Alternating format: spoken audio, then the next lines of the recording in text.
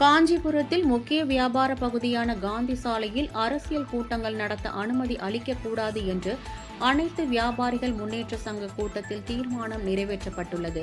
காஞ்சிபுரம் காந்தி சாலை அனைத்து வியாபாரிகள் முன்னேற்ற சங்கத்தின் ஆலோசனை கூட்டம் அங்குள்ள தனியார் திருமண மண்டபத்தில் நடைபெற்றது.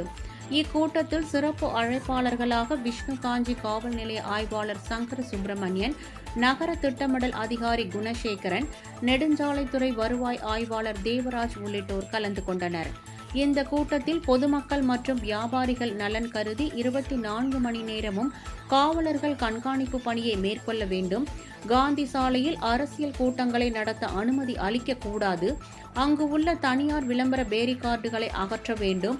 காந்தி சாலை பகுதியில் இருந்து தேரடி மருத்துவமனைக்கு செல்லும் சாலையில் 4 சக்கர வாகனங்கள் அனுமதிக்கப்பட வேண்டும். காமராஜர் சிலை எதிரே உள்ள ஆட்டோ நிறுத்தத்தை வேறு இடத்திற்கு மாற்ற வேண்டும். பட்டு சேலை புரோக்கர்கள் வாடிக்கையாளர்களை வழிமறித்து வேறு கடைகளுக்கு அழைத்து செல்வதை தடுக்க நடவடிக்கை எடுக்க வேண்டும். பொங்கல், தீபாவளி மற்றும் பண்டிகை காலங்களில் நடைபாதை கடைகளை அனுமதிக்க கூடாது என்பன உள்ளிட்ட பல்வேறு கோரிக்கைகளை வலியுறுத்தி தீர்மானங்கள் நிறைவேற்றப்பட்டன. இந்த தீர்மானங்களின் நகல்கள் காவல்துறை மற்றும் நெடுஞ்சாலைத்துறை அதிகாரிகளிடம் வழங்கப்பட்டன.